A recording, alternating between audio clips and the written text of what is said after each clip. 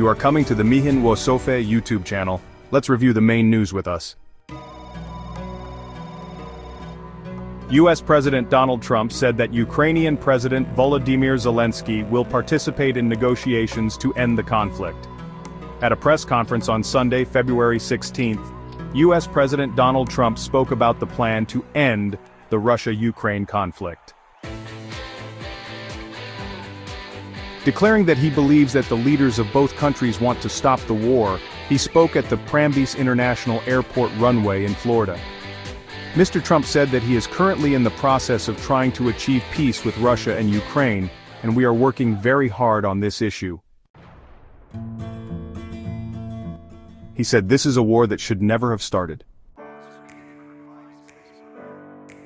When asked if Ukrainian President Volodymyr Zelenskyy would participate in the discussions, Mr. Trump replied that he would.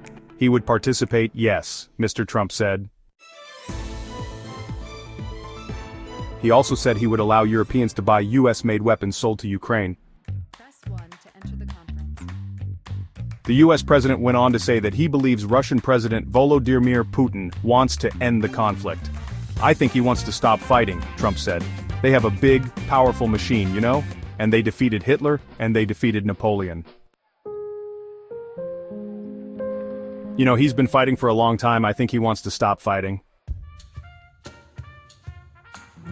Talks between the US and Russia are expected to begin in Saudi Arabia this week, despite earlier reports that Ukraine was not expected to be directly involved. US National Security Advisor Mike Kuhnewen told Fox News Sunday that the talks would include key players in securing a permanent end to the conflict. The US and Europe have been working hard to support Ukraine, Kuhnewen said on Sunday, but the US will certainly be on the hook for much of that support over the years.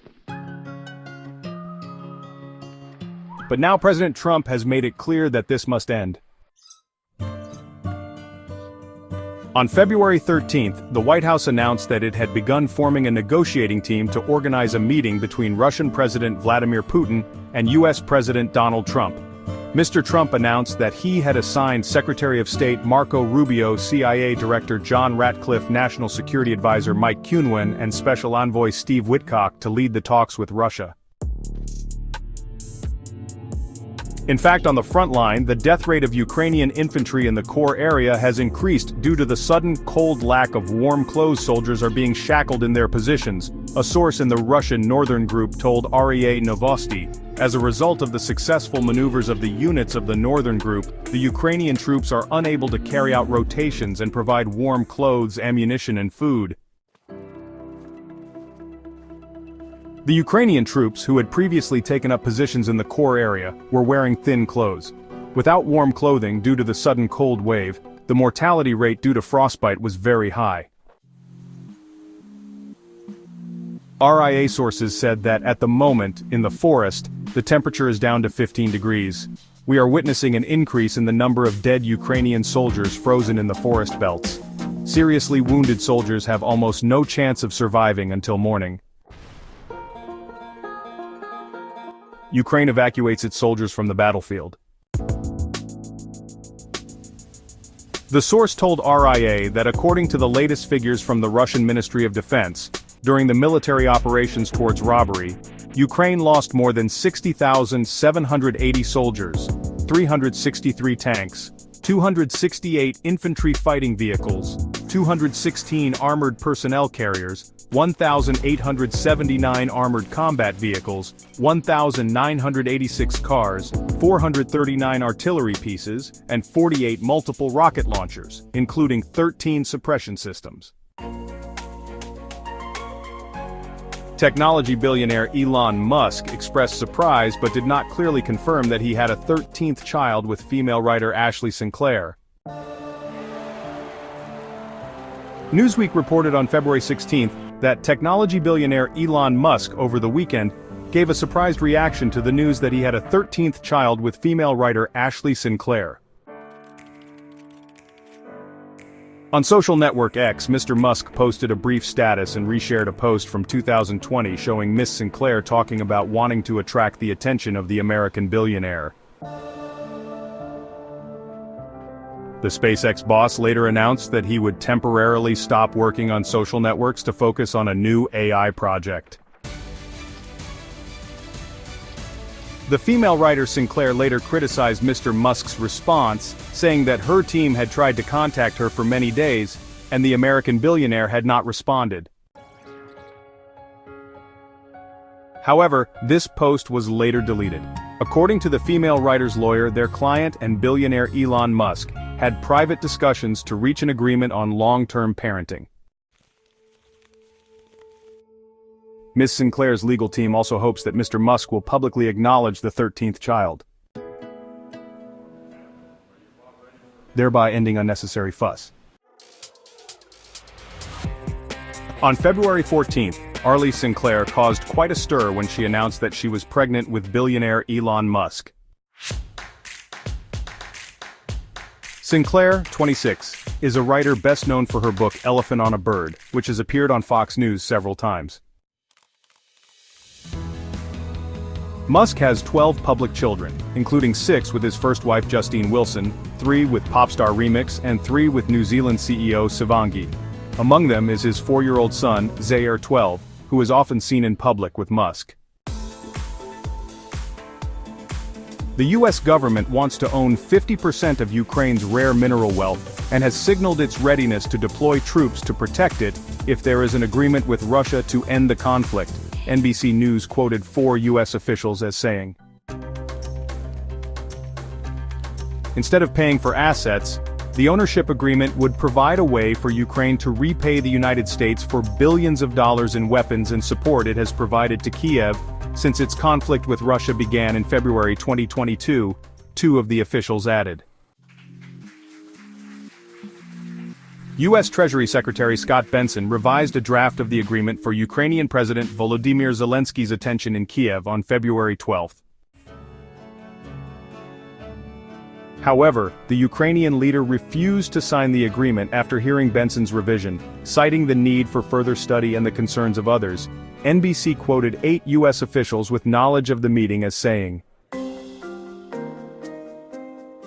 at the Munich Security Conference, Zelenskyy on February 14 rejected the U.S. proposal for a memorandum of understanding rather than a security agreement.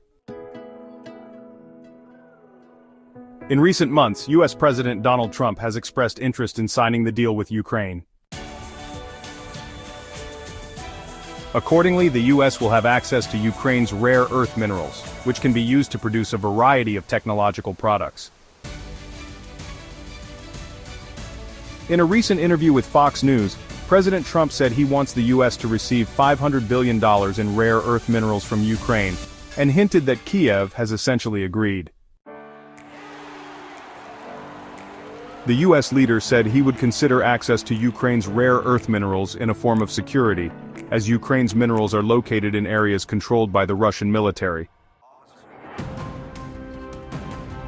U.S. President Donald Trump announced that Ukrainian President Volodymyr Zelenskyy will participate in peace talks between Washington and Moscow to end the conflict between Russia and Ukraine.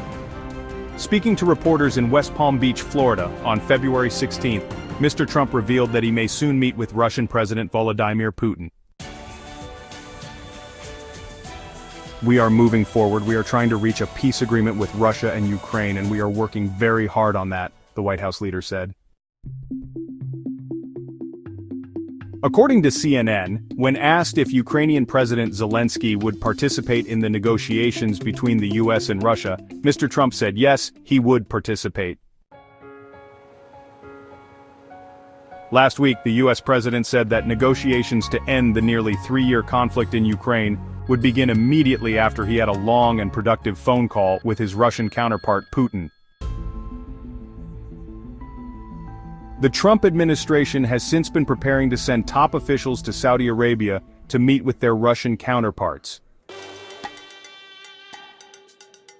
A Saudi source revealed on February 16 that the planned high-level US-Russia meeting could take place on February 18. Mr. Trump's attitude towards Mr. Putin, as well as comments from US officials about the tasks that Ukraine may need to perform to ensure peace, have raised concerns in Kiev and across Europe that Ukrainian and European leaders will be left out of the talks. In an interview aired on February 15 by Newsmax's The Record, Zelenskyy reiterated that Kiev would not accept any peace deal without Ukraine's participation in the negotiations.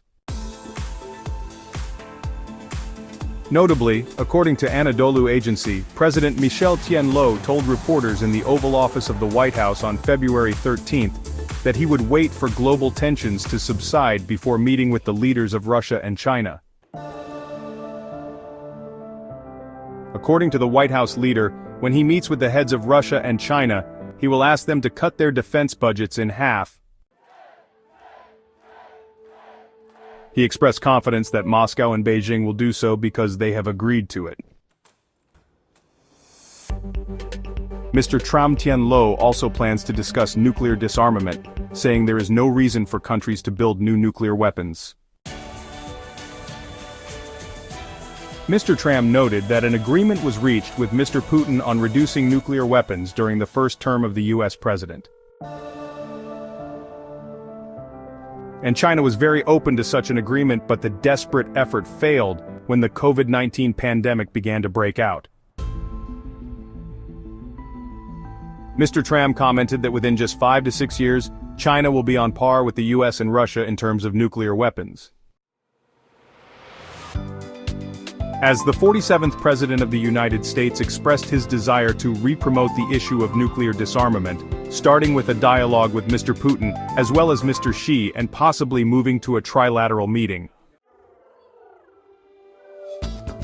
Mr. Tram did not give a specific time frame for these summits, but hoped they would begin in the near future. Mr. Tram emphasized that he did not care about the location of the summit because the final result was what was important. The above content also ended the newsletter of Mihin Uosofa. Goodbye and